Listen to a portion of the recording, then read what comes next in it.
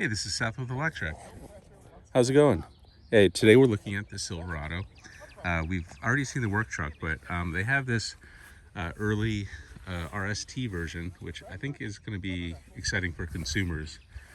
This one is going to probably be a six-figure price when it comes out. I think they plan to have one late in 2023, but this is an early look at that.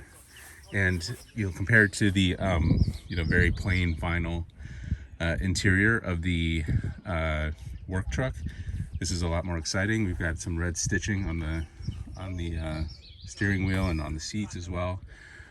We've got a really nice wraparound display, and I can't turn that on right now, but it's very bright, very colorful, and the menu items are really easy to navigate around.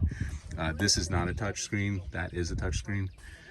And that's the same similar thing that is in the Blazer, which you can see over there. And I think it's going to be in most Equinoxes as well. The big difference here, I mean, obviously you have a glass roof. That's not in the work truck. Besides all the interior niceties, is the mid. It's kind of like a breakaway back door, and that this kind of allows the Silverado to do like new things. So think about, like, instead of having a open bed in the back or a tonneau cover, what if you had like a box top and you could put you can camp in the back, you could put some seats in the back, and you would have a third row. I mean, obviously that's not safe for driving, but you basically turn this kind of into a Suburban. And if you have a enclosed back, then you can use like the camp mode here and do some camping in it. So the RST is also going to have a higher power electrical system. So this thing is going to put out, input, you can obviously charge at 350 kilowatts, which is huge, but coming out, you're going to be able to go 10 kilowatts, which will allow it to be kind of like the Ford F-150 and charge your house. In addition, it has all the plugs as the other ones do. So that's a 240 30 amp. That would charge another EV, although GM has a cable that will go from one car to the other. I think it goes from DC to AC and back to DC. So it's not super efficient, probably not the way to go in the long run, but good in a pinch if you need a little bit more charge pretty quickly. And then there's two banks of 110 volt there, and each one of those banks is connected to a different part. So I think the front one there is connected to the one in the front. So if you run too much off the same circuit, you're gonna trip the circuit. And then those two white things on the right are fuses, in case you blow a fuse. That's pretty easy to replace, and it looks like a breaker button. Is that red button there? So that little panel is kind of your biggest electrical system, and I'm sure what's below that, I can't quite reach it with the bed down, but yeah, this is a good look from the back. Let's pull back a little bit of the mid gate going down, so you can see you push the seats forward, and then the gate goes down, and then there's the window obviously folds down, and you can actually just drive with the back window down if you're like in convertible mode, or there's a lot of different configurations. Unfortunately, this is not available in the work truck configuration, which is kind of a shame, because I feel like some work situations would be better with a longer bed like this. If you could probably put some really long sheets of plywood and 2x4s in here. I think with the bed down, or with the back door down, which I'm not sure you can do here, in case I can, you can get a little bit more than, so the bed itself is 5'11".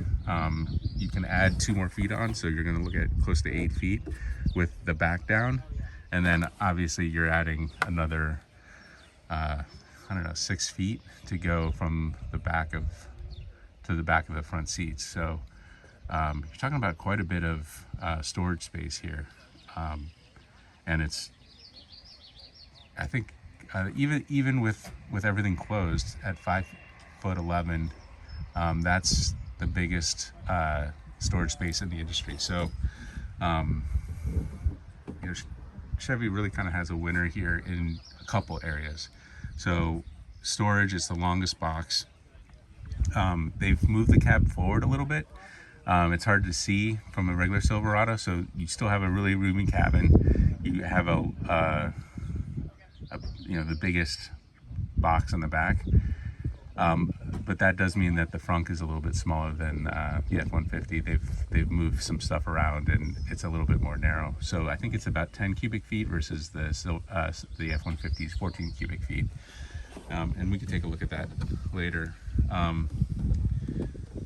Let's see what else. Oh yeah, so let's talk about the range a little bit. That's kind of the defining factor of these vehicles. They kind of predict that with the beefier tires here, and some of the other stuff, that it's going to be a little bit heavier, and this is going to get 400 plus miles, maybe not 450 compared to the other Silverado, but that's still a whole lot more than the Rivians or the F-150s, Lightning, and pretty much I don't even know what the Workhorse is putting out, but this is kind of on another level. Like, we're kind of thinking 300 miles and change. This is 450 miles, and I actually saw 481 miles on the odometer driving the work truck around. So it's quite a bit of range, and like, nobody's driving 480 miles in a stop, or they shouldn't be. I mean, that's 8 hours at 60 miles per hour. That's not a lot of bathroom breaks. So, but when it does matter, it's like when it's cold and your range goes down by 20%, and then maybe you're towing, that reduces your range by half sometimes more, sometimes a little bit less. So that 450 becomes 225 miles, but that's a reasonable amount of towing, I think. Even gas vehicles, the tanks need to be refilled quite a bit more when towing. So overall, I have to say, like, there's a lot of things to like about the Silverado. One of the things that I think probably isn't going to be talked about a ton is that this hood here kind of goes down and it allows the driver visibility. So like, if there's a kid like this tall walking in front of the car, you're going to see that, versus like a Dodge or a Ford, where the hood kind of sticks out and you might not have the visual to see them, or even the Hummer EV.